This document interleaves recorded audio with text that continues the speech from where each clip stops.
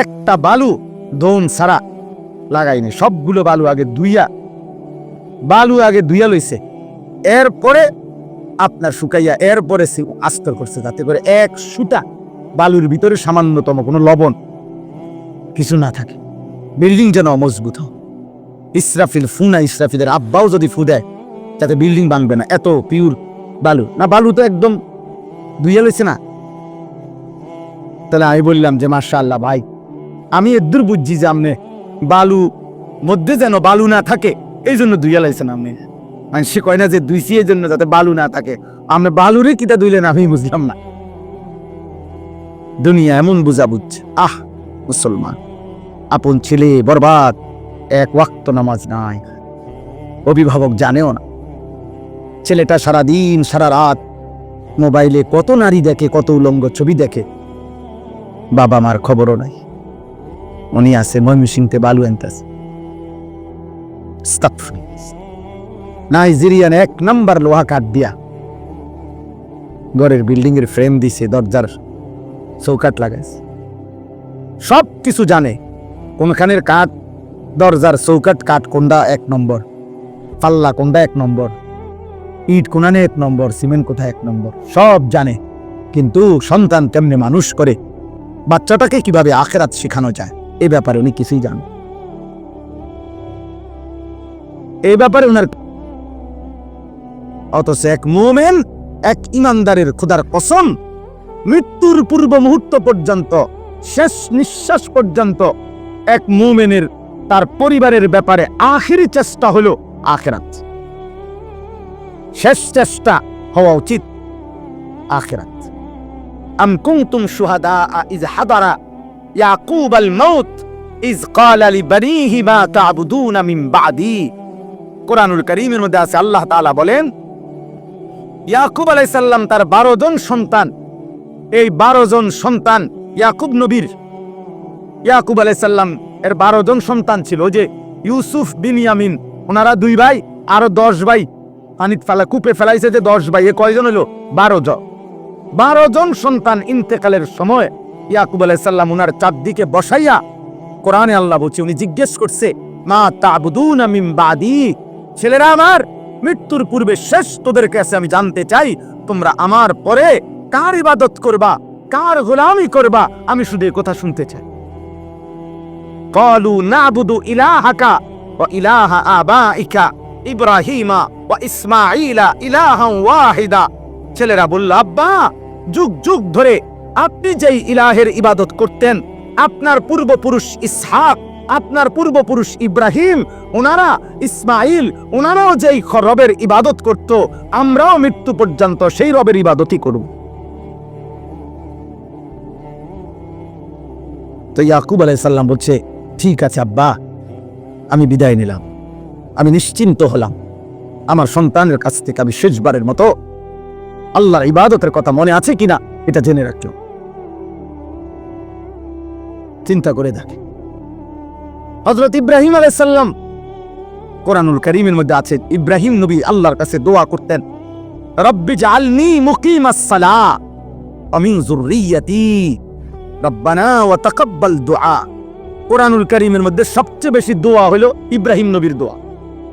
অনেক দোয়া আছে, ইব্রাহিম আলাইহিস সালাম দোয়া করছেন, তার মধ্যে এই একটা দোয়া কেবল, এটা একটু ভিন্ন আঙ্গিকের ইব্রাহিম নবী বলছেন। সেটা কি?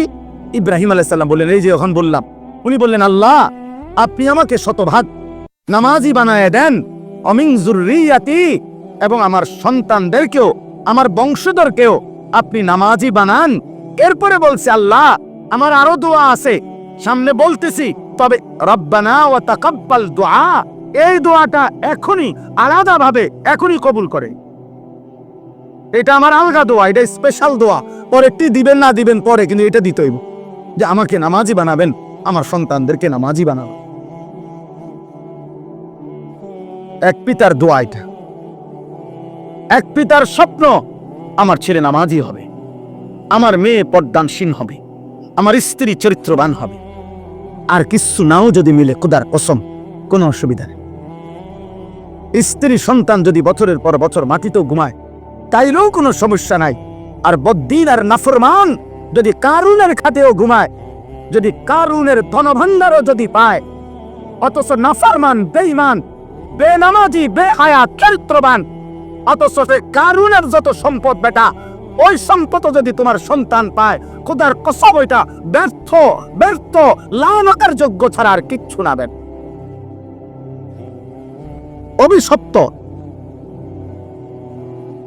ওইটা অভিশপ্ত ছিল। আপনি সন্তান কিছুই পায় নাই, কারুনের সব রাখেন বাইর করে লই, আপনাদেরকে দেখাই। মানে কোরআনুল কারীমের মধ্যে এই কারুনের ঘটনা আছে। তো ওই ঘটনার মধ্যে এই যে আছে যে কারুন যখন রাস্তা দিয়া বের হইতো, এই পরিমাণ ঠাটবাট, সহ্য, বীর্য, অহংকার এবং চাকচিক্য, জাকজমক দিয়া কারুন বের হইতো, তো তাকে দেখে আশেপাশের মানুষরা আফসুস করত, আফসুস করতো। আল্লাহ কোরআনে ডাইরেক্ট বলছে, আফসুস করতো আর বলতো, আহারে আল্লাহ যদি আমাগরেও কারুনের মতো একটু দিত। এই যে কোরআন শরীফে আছে সরাসরি, ফাখরাজা আলা কওমিহি ফি জিনাতিহি, কারুন তার সাজ সজ্জা, জাকজমক নিয়ে বের হতো। তো ক্বালাল্লাযীনা ইউরিদুনাল হায়াতাদ দুনিয়া, যাদের হৃদয় শুধু দুনিয়ার লোভ ছিল, তারা বলতো, ইয়া লাইতা লানা মিসলা মা উতিয়া কারুন, আহা আল্লাহ যদি আমগরেও কারুনের মতো একটু দিত, তাহলে আমরাও একটু সুখে থাকতাম। খোদার কসম আল্লাহ বলে, এরপরে যেদিন আল্লাহ কারুনকে তার সমস্ত ঘর সম্পদ, রাশি রাশি স্বর্ণরৌপ্য সহ জীবন্ত মাটির নিচে দাফন করে ফেলছে, ফাখাসাফনা বিহি ওয়া বিদারিহিল আরদা, তাকে তার ঘর সহ আল্লাহ জিন্দা মাটির নিচে দাফন করে দিছে এই নাফরমান বেঈমানকে। তখন কি হইল?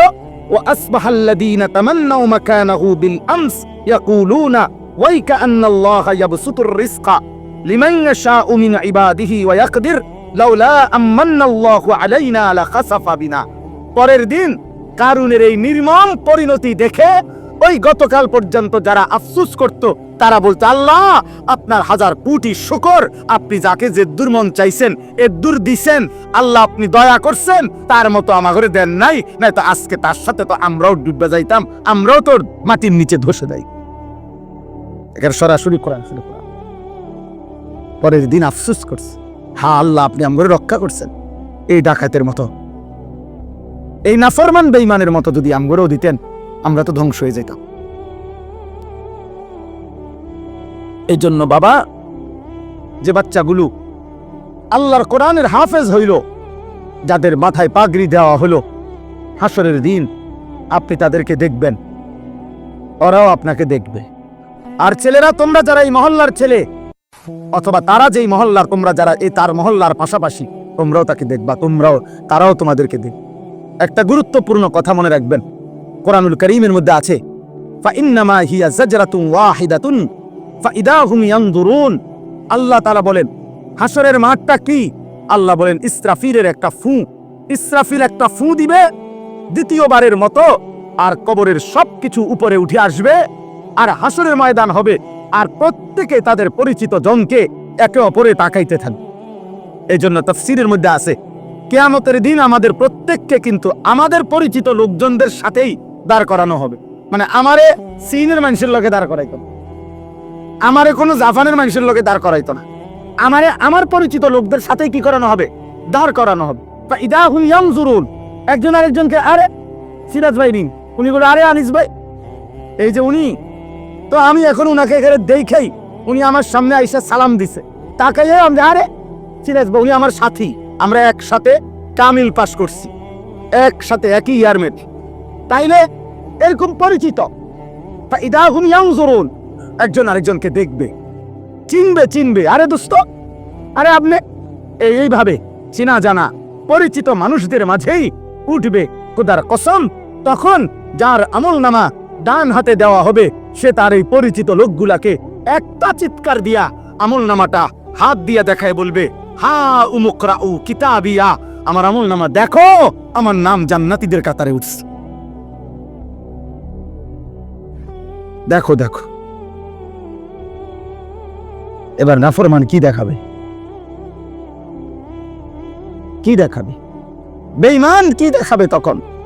ইমানদার তো দেখাবে, হা উমুকরাউ কিতাবিয়া, আমার আমলনামা পড়ো, দেখো ইন্নী জানানতু আন্নী মুলাকিন হিসাবিয়া। সে বলবে আমি আপনাদের মাঝেই বড় হইছি, আপনাদের সাথেই খাইছি ঘুমাইছি, এক বাজারেই ব্যবসা করছি, দোকানদারি করছি, এক গ্রামেই চলাফেরা করছি, কিন্তু খোদার কসম আমি কলিজা দিয়া বিশ্বাস করেছি হাসরের দিন হবে।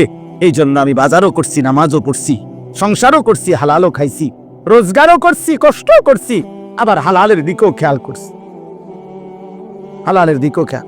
আমার একজন আপনজন আছে, আমার আপনজন, আমার একজন দুলা ভাই আছে, উনি বলছেন পুরা বাজার সাক্ষী দিছে শত শতবার, উনি নিজে বলছে আমারে, তো ভাই আমি গত 37 বছরে ব্যবসার জীবনে 37 বছর ব্যবসার জীবনে কোনোদিন আমার জামাত নামাজের 5 ওয়াক্ত কোনো ওয়াক্তের নামাজের জামাত ফৌত হইছে, মিস হইছে, আমার 37 বছর ইতিহাসে আমার এটা মনে হয় না। উনি এখনো জীবিত আছে, উনি ওই বাজার ব্যবসায়ী সমিতির সভাপতি, বাজারের সবচেয়ে বেশি দোকান উনার, উনি একা 7টা 9টা দোকান চালায়, 24 ঘন্টা না, উনি 32 ঘন্টাও যদি বেচা কিনা করে, তার দোকানে 32 ঘন্টায় কাস্টমার আছে, কিন্তু তার জামাত মিস। কিভাবে সম্ভব? মসজিদে দেয়া জামাতে, বাজার মসজিদে নিয়মিত উনি টাইমলি হাজির। ইন্নী জানানতু আন্নী মুলাকিন হিসাবিয়া। এজন্য ইমানদার বলবে আমি জানতাম আখিরাত হবে, আমি জানতাম হিসাবের দিন হবে, এই জন্য আমি দুনিয়াও করেছি, আখিরাতও করেছি। আজকে তোমরা এখানে, আমি আর দেরি করছি না, অনেক রাত তোমাদের কাছে অনুরোধ করছি, প্রিয় ছেলেরা, বাবারা, আপনারাও পর্দার আড়ালের মা বোন, আল্লাহ তাআলা আমাদেরকে ঈমান দান করছেন, আল্লাহ আমাদেরকে কালিমা দান করেছেন। আমরা বলতে পারছি যে লা ইলাহা ইল্লাল্লাহ। আমি দিনাজপুর 2024 সালে এই 5ই আগস্ট যখন আপনার হাসিনা পলায়ন করে, দেশ যখন উত্তাল, তখন আমি দিনাজপুর ছিলাম তাবলীগের চিল্লায়। তখন আমি ওইখানে একটা ফ্যামিলির 2 ভাই, তারা হিন্দু 2 ভাই, তারা কালেমা পড়ে মুসলমান হয়েছিল আগে, তো তারা 2 ভাই আমাদের কাছে আইসা বলছিল, হুজুর আমাদের আব্বার বয়স 72 বছর, আমাদের আব্বারে যদি আপনারা একটু, আমারও বলছি হুজুর আপনি সহ একটু আসলে আব্বারে যদি একটাবার একটু বলতেন, কালিমার দাওয়াত দিতেন, আমরা তো দুনু ভাই কালেমা পড়ছি, আব্বারে যদি একটু বুঝাইতেন। আমার মনে আছে আমি ওনার কথা মতো ওনাগো ভাইদের, আমরা 3 জন আলেম প্রায় 2.5 ঘন্টা ওনার সাথে কথা বলছি। ওই 72 বছর বয়স্ক হিন্দু লোকটা, ওই চাচারে বলছি, উনি বলতেছে কয় যে সৃষ্টিকর্তা যে একজন, আমি এটা মানি, প্রতিমা পূজা যে ঠিক না এটাও আমি মানি, এভাবে বলছে আমারে। তাই বললাম চাচা দরজা বন্ধ, জানালা বন্ধ, আমি একলা, আমরা 3 জন মাত্র আলেম, হুজুর পৃথিবীর কাউকে কোনোদিন বলবো না, আপনি শুধু একবারের জন্য, এই কথাটাই আমাদেরও কথা। ঈশ্বর একজন, আপনি বলতেছেন প্রতিমা পূজা ঠিক না, আপনি বলছেন, কথা তো ঠিকই আছে, আগে এলাইছেন, এই তো কথা, আপনি শুধু আমাদের কালেমার আরবিটা কোন, লা ইলাহা ইল্লাল্লাহ মুহাম্মাদুর রাসূলুল্লাহ, এই কথাটা কোন চাচা। ওনারে আমরা 3 জন কানছি, এই কোরআন হাতে বললাম, কিন্তু উনি বলতেছেন আমি এটা কইতাম না। 2.5 ঘন্টা পর্যন্ত কানছি। তখন আমি আইসা আমার সাথীদের কাছে বলছিলাম যে দোস্ত, আল্লাহ যারে কালেমা বলাই নাই, 72 বছর পরেও তার মুখ দিয়ে তার মালিকের নাম একবারও উচ্চারণ হয়নি। তোমরা জানো না আব্বা, আল্লাহ তাআলা আমাদেরকে কত বড় নিয়ামত দিছিলেন, কত বড় নিয়ামত দিছিলেন। আল্লাহ যাকে ঈমান দেয় না, আল্লাহ যাকে কালেমা দেয় না, আল্লাহ যদি ফয়সালা নেয় ঈমান দিবে না, আল্লাহ যদি ফয়সালা নেয় কালেমা দেবে না, তো খোদার কসম নবী সাল্লাল্লাহু আলাইহি সাল্লাম, আল্লাহর মাহবুব, আল্লাহর হাবিব, আল্লাহর কলিজার টুকরা নবী, আল্লাহর মাহবুব যিনি, গোটা জগৎ আল্লাহ যেই বন্ধুর জন্য সাজাইছেন, এত মায়া এত ভালোবাসা যেই বন্ধুর জন্য, সেই নবী সাল্লাল্লাহু আলাইহি সাল্লামও 1000 বার 1,00,000 বার চোখের পানি ফেলাইছে, 2 হাত তুলছে। কোরআনে বুখারী শরীফের riwayat, নবীজি উনার চাচা আবু তালেবের জন্য 2 হাত তুলছে, লা আস্তাগফিরান্না লাকা মা লাম উনহা আনকা, বুখারীর ইবারত। উনি বলছে নবীজি আল্লাহ আমারে নিষেধ না করা পর্যন্ত চাচা আপনার জন্য আমি আল্লাহর কাছে ক্ষমা প্রার্থনা করব। নবীজি চাচারে বলছে মনো হাজার হাজার বার, ইয়া আম কুল লা ইলাহা ইল্লাল্লাহ কালিমাতান আশহাদু লাকা বিহা ইনদাল্লাহ। একবার চাচা লা ইলাহা ইল্লাল্লাহ বলেন, আমি আপনার জন্য হাসরের ময়দানে সাক্ষী দেব চাচা। একবার বলেন, একবার বলেন, একবার বলেন, একবার বলেন। কাঁদতেছিলেন। কোন কোন কিতাবের মধ্যে আছে শেষ পর্যন্ত নবীজি এটা পর্যন্ত বলছে, চাচা আপনি ঠিক আছে বইলেন না, আমি বলি, আপনি শুধু ঠোঁটটা নাড়েন, আমার লগে শুধু ঠোঁট নাড়েন, আমি আপনার জন্য সাক্ষী দেব।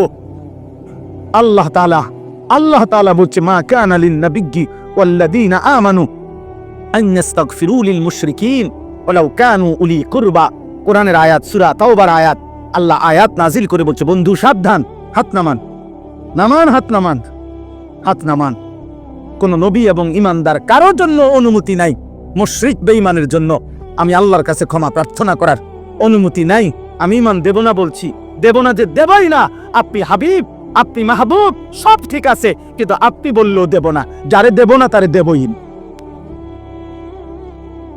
তোমরা বাবা মনে করছো বিড়ি খাইতে খাইতে জীবন শেষ, সিগারেট টানতে টানতে জীবন শেষ, মোবাইলের নর্তকী দেখতে দেখতে জীবন শেষ।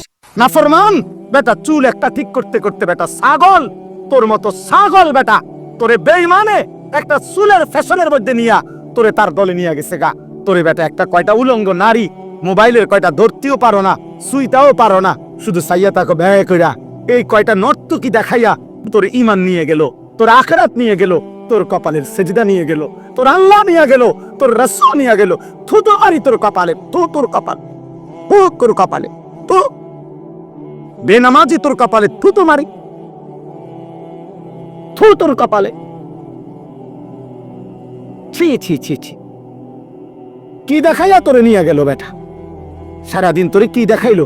মোবাইলের কয়টা নর্তকী, এগুলার জাত আছে না বংশ আছে? এগুলার মধ্যে কোনো সতীত্ব আছে না, ইজ্জত আছে না, সম্মান আছে? মোবাইলের নর্তকীর কাছে কিছু আছে? তো ওই কি দেখলো এটা? আর এটা কি নারী? এটা তো নারী না, এটা তো নারীর ছবিও না, ছবির ছায়া। এটা তো ছায়া ছবি। তো তুমি কি দেখে শরীরটা শেষ করলি? ওই যে দেখেন, ওই আরেক অপদার্থ দেখেন, ওই মোবাইল এটা ধরে রেখেছে, দেখছেন?